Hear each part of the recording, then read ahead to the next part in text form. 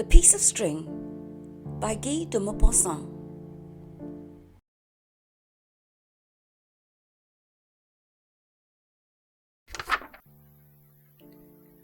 Along all the roads around Gaudevier, the peasants and their wives were coming towards the burg, because it was market day. The men were proceeding with slow steps, the whole body bent forward at each movement of their long twisted legs, deformed by their hard work, by the weight on the plough which, at the same time, raised the left shoulder and swerved the figure, by the reaping of the wheat which made the knees spread to make a firm purchase, by all the slow and painful labours of the country. Their blouses, blue, stiff-starched, shining as if varnished, ornamented with a little design in white at the neck and wrists, puffed about their bony bodies, seemed like balloons ready to carry them off. From each of them 2 feet protruded. Some led a cow or a calf by a cord, and their wives, walking behind the animal, whipped its haunches with a leafy branch to hasten its progress. They carried large baskets on their arms, from which, in some cases, chickens, and in others, ducks, thrust out their heads, and they walked with a quiver, livelier step than their husbands. Their spare, straight figures were wrapped in a scanty little shawl pinned over their flat bosoms, and their heads were enveloped in a white cloth glued to the hair and surmounted by a cap. Then a wagon passed at the jerky trot of a nag, shaking strangely. 2 men seated side by side, and a woman in the bottom of the vehicle, the latter holding on to the sides to lessen the hard jolts. In the public square of Gaudevier there was a crowd, a throng of human beings and animals mixed together. The horns of the cattle, the tall hats with long nap of the rich peasant, and the headgear of the peasant women rose above the surface of the assembly, and the clamorous, shrill, screaming voices made a continuous and savage din, which sometimes was dominated by the robust lungs of some countryman's laugh or the long lowing of a cow tied to the wall of a house. All that smacked of the stable, the dairy, and the dirt heap, hay and sweat giving forth that unpleasant odour, human and animal, peculiar to the people of the field. Maître Holchecombe of Brought had just arrived at Gaudevier, and he was directing his steps towards the public square, where he perceived upon the ground a little piece of string. Maître Holchecombe, economical like a true Norman, thought that everything useful ought to be picked up, and he bent painfully, for he suffered from rheumatism. He took the bit of thin cord from the ground, and began to roll it carefully, when he noticed Maître Maladin, the harness-maker, on the threshold of his door, looking at him. They had heretofore had business together on the subject of a halter, and they were on bad terms, both being good haters. Maître Holchecombe was seized with a sort of shame to be seen thus by his enemy.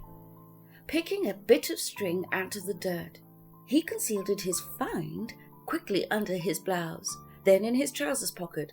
Then he pretended to be still looking on the ground for something which he did not find, and he went toward the market, his head forward, bent double by his pains. He was soon lost in the noisy and slowly moving crowd, which was busy with interminable bargainings. The peasants milked, went and came, perplexed, always in fear of being cheated, not daring to decide, watching the vendor's eye, ever trying to find the trick in the man and flaw in the beast. The women, having placed their great baskets at their feet, had taken out the poultry which lay upon the ground, tied together by the feet, with terrified eyes and scarlet crests. They heard offers, stated their prices with a dry air and impassive face, or perhaps suddenly deciding on some proposed reduction, shouted to the customer who was slowly going away, "All right, Maître Etienne, I'll give it to you for that." Then little by little the square was deserted, and the Angelus ringing at noon, those who had stayed too long scattered to their shops. At Jourdain's, the great room was full of people eating, as the big court was full of vehicles of all kinds, carts, gigs, wagons, dump carts, yellow with dirt, mended and patched, raising their shafts to the sky like two arms, or perhaps with their shafts in the ground and their backs in the air. Just opposite, the diners seated at the table, the immense fireplace, filled with bright flames, cast a lively heat on the backs of the row on the right. 3 spits were turning, on which chickens, pigeons, and legs of mutton, and an appetizing odour of roast beef and gravy dripping over the nicely browned skin, rose from the hearth, increased the jovialness, and made everybody's mouth water. All the aristocracy of the plough ate there at Maître Jourdain's, tavern-keeper and horse-dealer, a rascal who had money. The dishes were passed and emptied, as were the jugs of yellow cider. Everyone told his affairs, his purchases and sales. They discussed the crops.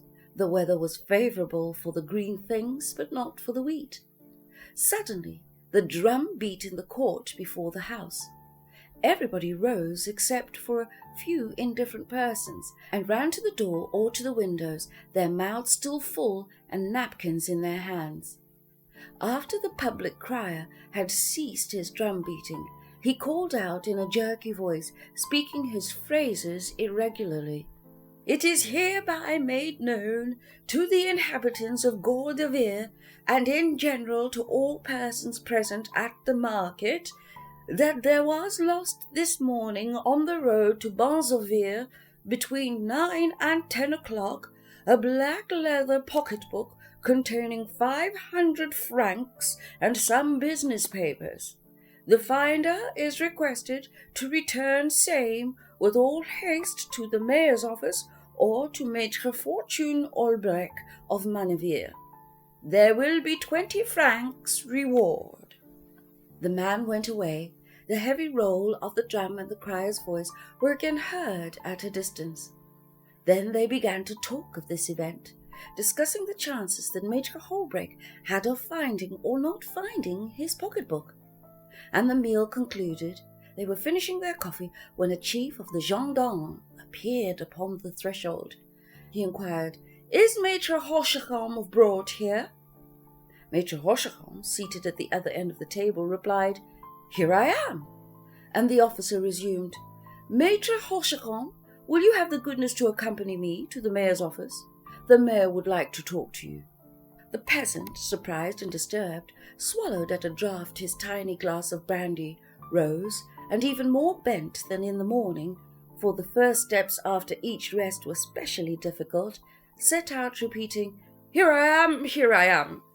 The mayor was awaiting him, seated on an armchair. He was the notary of the vicinity, a stout, serious man with pompous phrases. "Maître Rochecombe," said he, "you were seen this morning to pick up, on the road to Benzavere, the pocket-book lost by Maître Holbrec of Manevere." The countryman, astounded, looked at the mayor, already terrified by this suspicion resting on him without his knowing why. Me? Pick up the pocket-book? Yes, you yourself. Word of honour, I've never heard of it. But you were seen. I was seen? Me? Who says he saw me? Monsieur Maladin, the harness-maker. The old man remembered, understood, and flushed with anger. Ah, he saw me, the clodhopper. He saw me pick up this string here, Monsieur the Mayor. And rummaging in his pocket, he drew out the little piece of string. But the mayor, incredulous, shook his head. You will not make me believe, Maître Rochecombe, that Monsieur Maladin, who is a man worthy of credence, mistook this cord for a pocket-book?" The peasant, furious, lifted his hand, spat at one side to test his honour, repeating, "It is, nevertheless, the truth of the good God, the sacred truth, Monsieur the Mayor. I repeat it on my soul and my salvation." The Mayor resumed. "After picking up the object, you stood like a stilt, looking a long while in the mud to see if any piece of money had fallen out." The good old man choked with indignation and fear. How can anyone tell such lies to take away an honest man's reputation? How can anyone? There was no use in his protesting. Nobody believed him. He was confronted with Monsieur Maladin, who repeated and maintained his affirmation. They abused each other for an hour. At his own request, Maître Rochecombe was searched. Nothing was found on him. Finally, the mayor, very much perplexed, discharged him with the warning that he would consult the public prosecutor and ask for further orders. The news had spread. As he left the mayor's office, the old man was surrounded and questioned with a serious or bantering curiosity in which there was no indignation. He began to tell the story of the string. No one believed him. They laughed at him. He went along, stopping his friends, beginning endlessly in his statement and his protestations, showing his pockets turned inside out to prove that he had nothing. They said, "Old rascal, get out!" And he grew angry, becoming exasperated, hot and distressed at not being believed, not knowing what to do and always repeating himself. Night came. He must depart. He started on his way with 3 neighbours to whom he pointed out the place where he had picked up the bit of string, and all along the road he spoke of his adventure.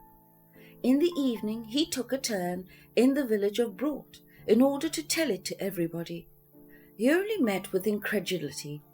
It made him ill at night.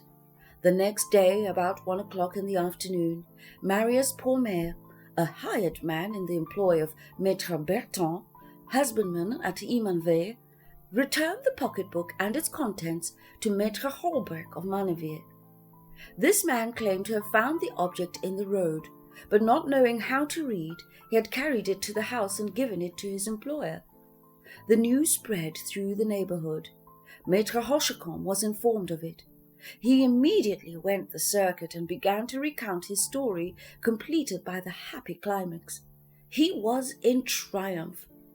What grieved me so much was not the thing itself as the lying. There is nothing so shameful as to be placed under a cloud on account of a lie. He talked of his adventure all day long. He told it on the highway to people who were passing by, in the wine shop to people who were drinking there, and to persons coming out of church the following Sunday. He stopped strangers to tell them about it. He was calm now, and yet something disturbed him without his knowing exactly what it was. People had the air of joking while they listened. They did not seem convinced. He seemed to feel that remarks were being made behind his back. On Tuesday of the next week, he went to the market at Gordevere, urged solely by the necessity he felt of discussing the case. Malandin, standing at his door, began to laugh on seeing him pass. Why? He approached a farmer from Crickettle, who did not let him finish, and giving him a thump in the stomach, said to his face, "You big rascal!" Then he turned his back on him. Maître Rochecombe was confused. Why was he called a big rascal? When he was seated at the table in Jourdain's tavern, he commenced to explain the affair. A horse-dealer from Montvilliers called to him, Come, old sharper, that's an old trick. I know all about your piece of string." Rochecombe stammered, "But since the pocket-book was found—" But the other man replied, "Oh, shut up, papa. There is one that finds, and there is one that reports. At any rate, you are mixed with it." The peasant stood choking. He understood. They accused him of having had the pocketbook returned by a confederate, by an accomplice. He tried to protest. All the table began to laugh. He could not finish his dinner, and went away in the midst of jeers. He went home ashamed and indignant, choking with anger and confusion, the more dejected that he was capable, with his Norman cunning, of doing what they had accused him of, and ever boasting of it as a good turn. His innocence to him, in a confused way, was impossible to prove, as his sharpness was known, and he was stricken to the heart by the injustice of the suspicion. Then he began to recount the adventures again, prolonging his history every day, adding each time new reasons, more energetic protestations, more solemn oaths which he imagined and prepared in his hours of solitude, his whole mind given up to the story of the string. He believed so much the less as his defence was more complicated and his arguing more subtle. "Those are lying excuses," they said behind his back. He felt it, consumed his heart over it, and wore himself out with useless efforts. He wasted away before their very eyes. The wags now made him tell about the string to amuse them, as they make a soldier who has been on a campaign tell about his battles. His mind, touched to the depth, began to weaken. Toward the end of December, he took to his bed.